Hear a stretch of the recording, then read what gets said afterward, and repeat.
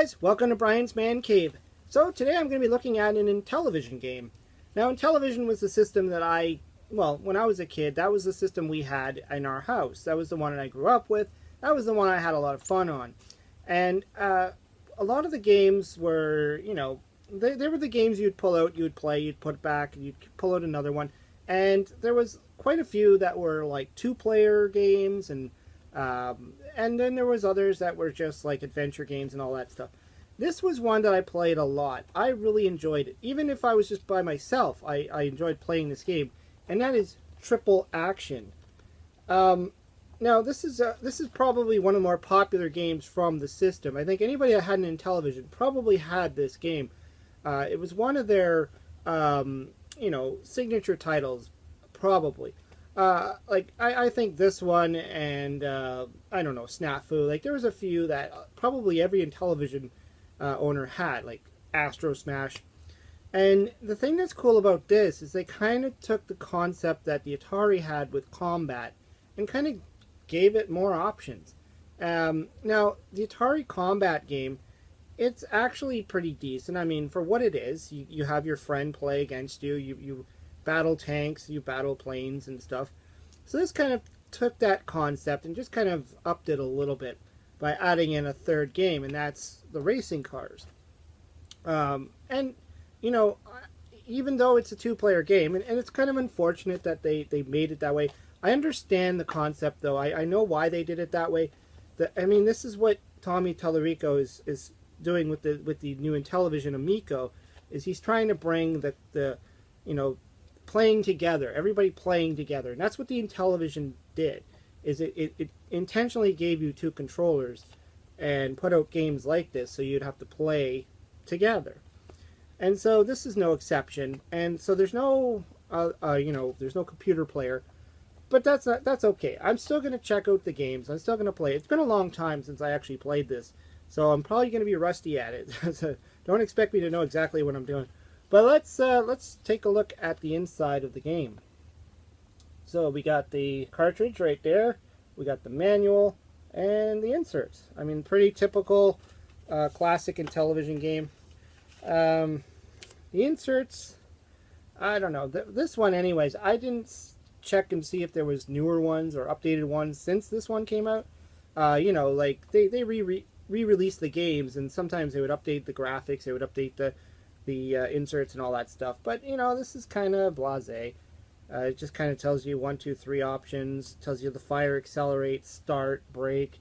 In most cases, this is probably one you probably wouldn't need to put into your keypad.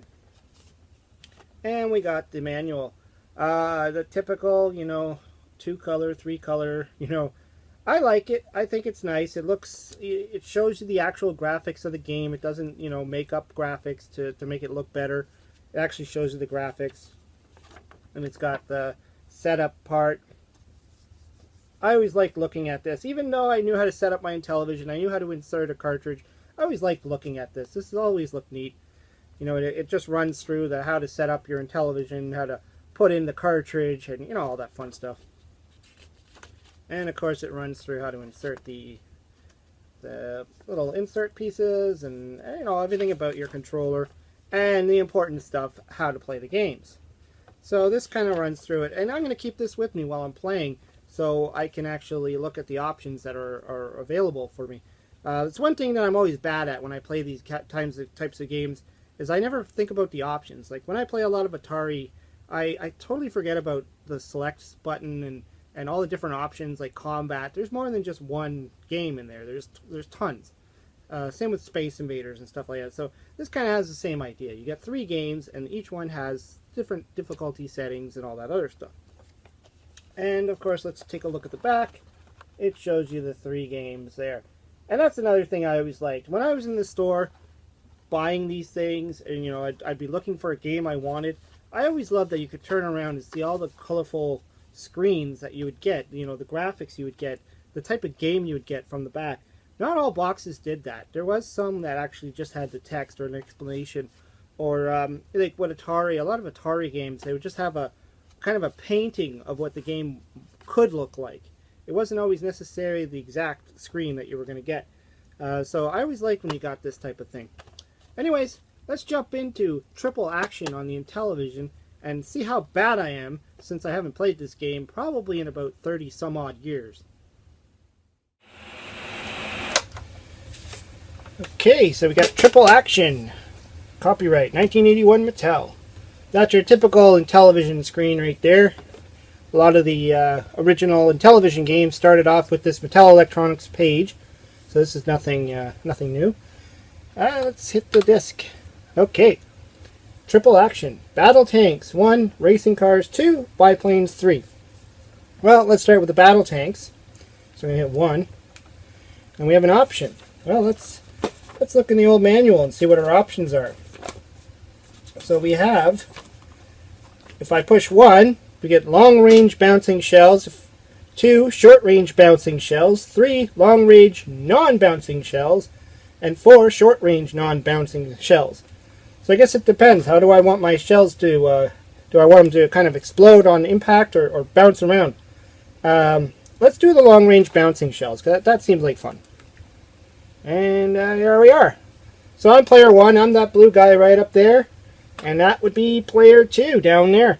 Now there's some similarities here, obviously, between this and Atari 2600's Combat. I mean, in the way that you got the tanks on the either ends of the screen. It's a different layout. They put some grass and stuff in there. I'm pretty sure you can run over the grass. But it controls pretty much the same idea. You push the fire button to start moving. And then you use the disc to kind of like, where do I want to go? Where do I want to take my tank? So in this one, obviously, you're just going to go over there, shoot at the guy. Now I chose that bouncing shell thing, so that gives me the option to like make them kind of bounce around like Pong. I think that's kind of fun. You can end up shooting yourself if you're not careful too. I mean, you got to remember that if you were to like, you know, say I were to shoot at that, I just blew myself up. So you gotta be careful when you put it on this. Plus it's long range, so that means it's gonna go all the way across the screen and bounce around like a typical Pong would. Now you see it did die out, so it doesn't continue on and on and on and on, which is, I guess, good. You want it to like do that. Whoa! It's very similar in the controls of say Combat, where you kind of have to, you know, position yourself and then hit the button to start moving. A little bit trickier because it's not as you know, easy to control as it looks. Especially when you're using a disc controller like I'm using. You kind of have to like figure out what path you want to take. And of course the other player is not going to move unless I were to have a second player to I guess drive the tank and shoot the bullets. But whatever, I'm just doing this to check the game out again. It's just been a while since I've actually plugged this one in. And just, you know, have some fun here. Blow up the opponent with no stress. Alright, let's check out what else there is in this game. I'll go back, I hit the reset button. Back to Triple Action. Now we got the race car, well, what's next? Would it be... yeah, the race cars. This is kind of like a who could get to 100 miles the fastest. That's what it says in the manual here anyways. Who can get to the 100-mile fastest. So you got normal traffic and you got heavy traffic. So not a lot of options, so let's give that a try. Let's go with normal traffic just to see. So that's me over there, I think, and that's the opponent. I remember this sound effect so much of the cars. Now this one you kind of have to hold down the fire button to start getting up to speed. Whoa, just crashed. I think when I was a kid I played this one probably the most. This and maybe Biplanes would have been the other one. Because you can actually play this one by yourself. You get to, like, you know, get to best yourself. Whoa, I just went into oncoming traffic. I always thought it was strange how the cars pretty much all are the same look and feel. Whoa! This is only like moderate traffic too. Light traffic. What would heavy traffic be like? Wow, they don't give you much give to get around. But I probably would have popped this game in and probably stuck around playing this one. Look at that. Oh! I thought I could just stay in the middle there, but apparently I can't. You just gotta move around the guy. Controls are pretty simple. Hold down the button. I don't think you have to keep holding down the button. Once you get up to speed, you just kind of leave it that way. You don't have to hold your thumb on that button, which is good because that's where you start to tire out your button, your thumb, I would say, on the button. Oh, look at that. Guy blew himself up. And you can just keep going at the speed. The speed in this game, it's okay. It seems to be going at a moderate pace. It's not crazy like when, like for instance, if you play Atari's Grand Prix. I think that game goes a lot faster. I have to brake on that one. Oh, I still blew up the cars. Oh, hit the pink. It's crazy having the two lanes of traffic, kind of like, you know, the oncoming lane. You would think, oops, you would think if you were racing, it would just be a one-way, right? You wouldn't have traffic, but this is probably more like, you know, street racing, and rather than like Grand Prix racing. Let's see, I'm at 3 minutes already.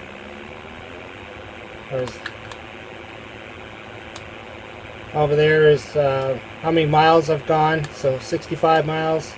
So you want to get to 100, and whatever your time is, that's what your score is.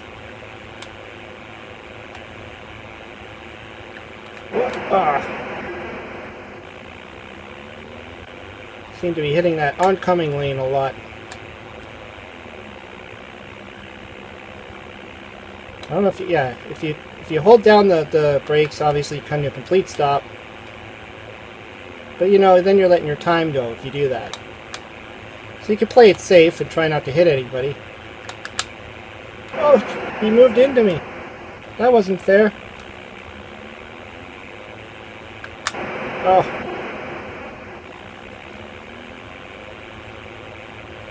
Let's go, yellow car.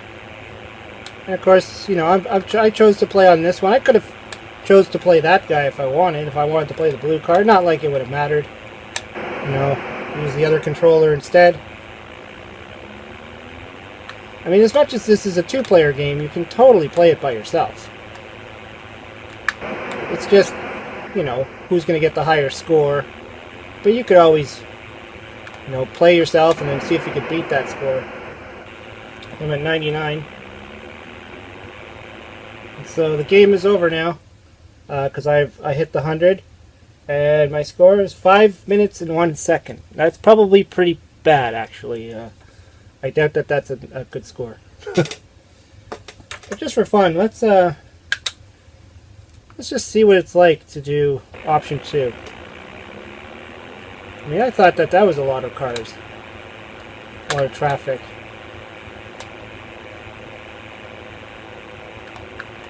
It doesn't seem to be much different. Oh, there we go, 2 cars together.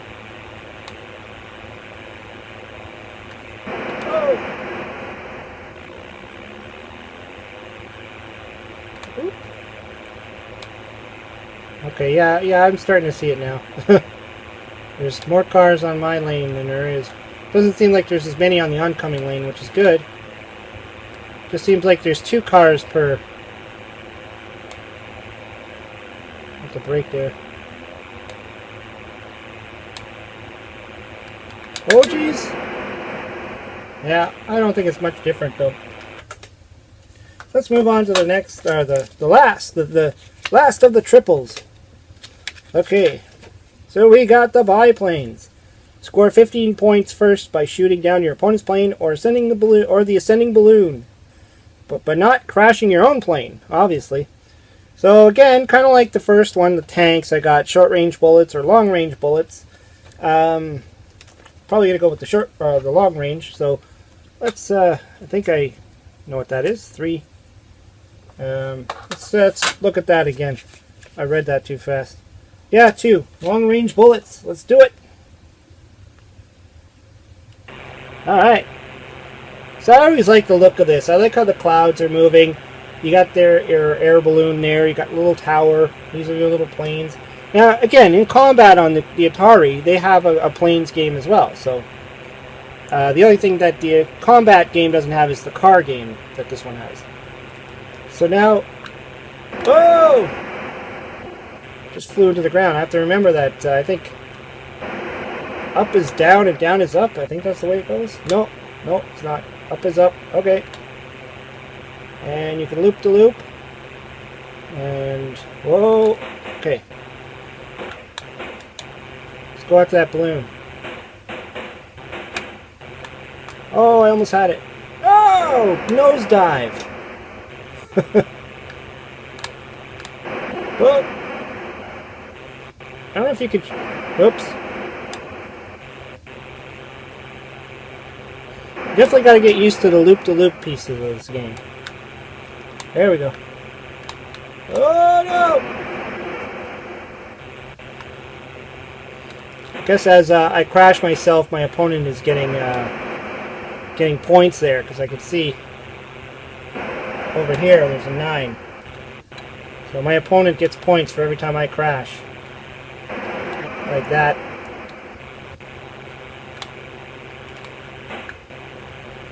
Ah! This game does take some getting used to. I must have played this a lot when I was a kid, because I used to be pretty good at it. You just gotta get used to the way the gravity works in this game.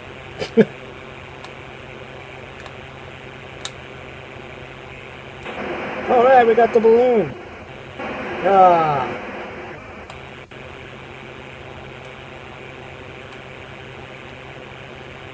Seems funny, you get to a certain point where you just kind of drop out of the sky. Whoa! Game over. Yeah, see, he got to the 15 points. I got 1 for hitting a balloon. Let's try that again. With the shorts.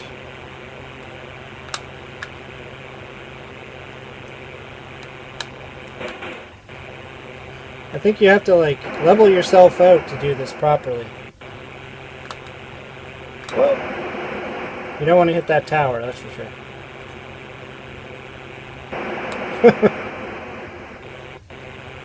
Let's do this. Okay.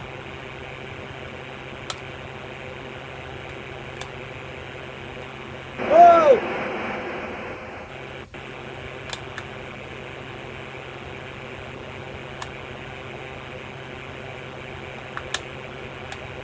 There we go. Took me a minute. Alright.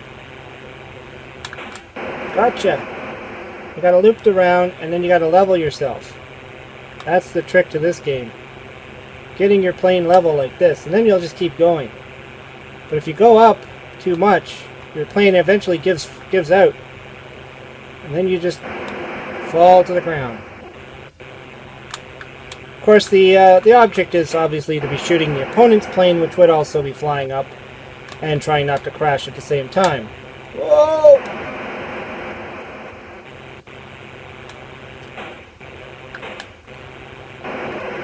So I guess if you were really wanted to just play this by yourself, you would always just have to go after the balloon, because you can't really get that other plane to fly up like that.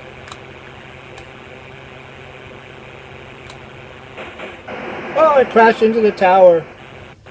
Okay, I guess I gotta get up higher. Oh. I don't know if there's a way to correct yourself when the plane starts falling. I think once it starts falling, you're pretty much out of luck. I don't know if you can... Oh, I got it. I don't know if you can straighten yourself out anymore. Just keep going this way until the balloon lifts off.